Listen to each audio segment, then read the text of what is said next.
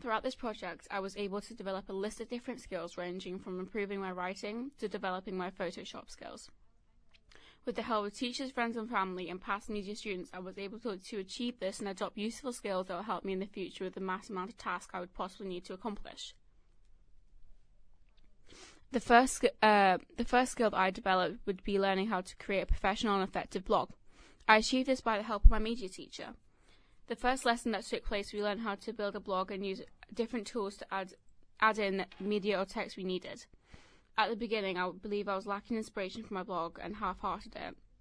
However, within a week, I was looking at past media students and noting down how to improve and add in certain elements to make it more eye-catching for my audience.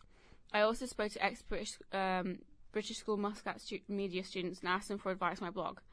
This deemed very useful because I was able to improve certain elements of my blog, such as my research page, and get their advice as well as receiving feedback from my teacher.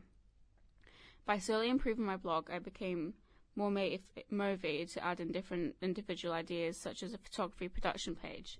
This is at the top of my production page for my front cover. This helped me to develop my blog because it gave it originality and showed how my photography improved to get the image of the final front cover contents and article pieces. Developing my blog was hard due to the fact I've never done one before. This meant I had to research how to create an effective blog to show how I've created and developed my coursework. I did this by looking at social media influencers blogs such as Zoella. Zoella is a very famous YouTuber with a large audience base and uses blogs to effectively influence her audience. She used a range of different photos of different elements that she was reviewing to attract her audience and also arranged different vocabulary to emphasize her review.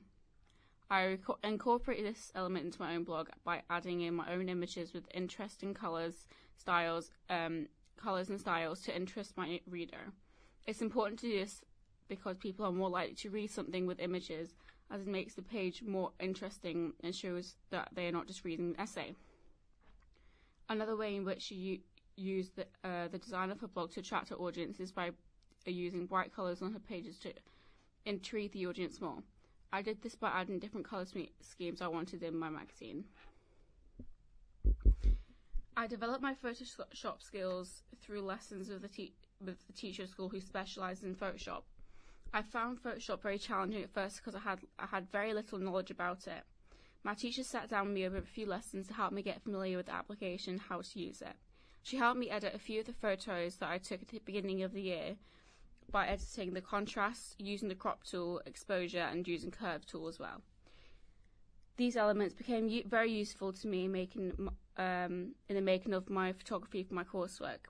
I also was taught by my media teacher to watch a video on YouTube called Adobe Photoshop Tutorial: The Basics for Beginners.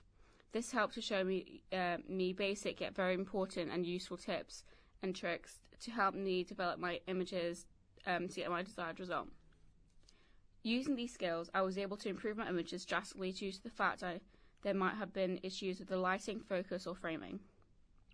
My friend in the year above me, who is also a media student, helped to show me how to edit the model on the image for things such as blemishes, spots, and anything that would not normally be on the model to make the image more symmetrical and clear. There are examples of me doing this on my production page.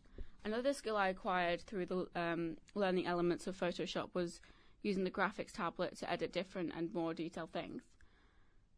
An example of this is my contents page. On my contents page, the photo I took originally had a very dull background. Therefore, I cut out the two models from the image and copied them onto a new layer and used the exposure tool to increase the brightness of the backdrop. I then went on to find an ombre image online fading from a dark grey/black to a white and placed it over the now fully white background. This added more texture and depth into the image, resulting in my models to stand out more once I added them back in. I used the graphics tablet to edit the models themselves. I did this by using a pen tool and doing things such as thickening up their eyebrows and by finding the best match colour to their unique eyebrow hair. and doing small strokes to give the illusion of fuller brows in the shape I wanted them. I also used the same techniques to make the eyelashes fuller, longer, and darker. This helped my contents page immensely as it made the model's features stand out more. Another way in which my production skills have developed throughout this project is research methods. My research was my weakest point, and I had to work hard to develop this skill. I did this by looking at past media students and that took the same exam board as I am currently taking. By doing this, I was able to see exactly what the examiners look for in research. Originally, my research only analysed basic elements of the front cover, contents page, and articles such as the images editors use and the colour schemes. After looking at past media student blogs, I found that they went into greater detail about things such. I then went back to my research after getting a greater understanding of all these different elements and analysed these in more depth. I also related these individual components to my own work and how I would incorporate them into it. By developing my research properly and in more detail, I was able to get a better understanding of how editors design magazines to effectively attract their target audience. This helped me to change certain aspects of my own work and create a more effective and realistic magazine. My photography has developed drastically throughout this project. At the beginning, I wasn't framing the images effectively and was careless taking them, hoping for the best outcome.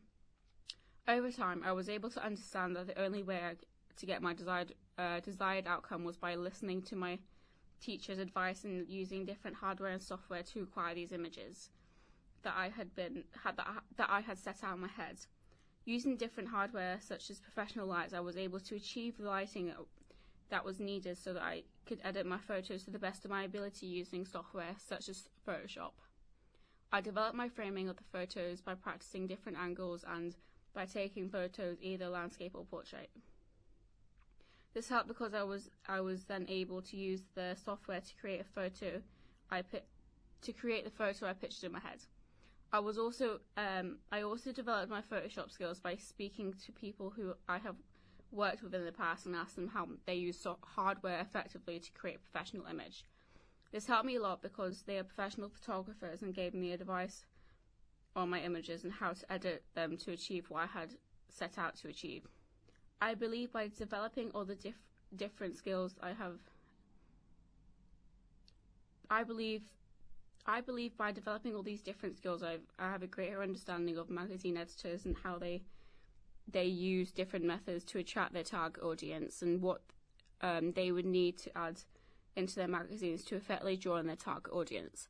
Using these different skills that I have developed, I have been able to make my coursework more realistic, and I believe I have been able to achieve most, if not all, of the aspects I wanted to achieve throughout this project.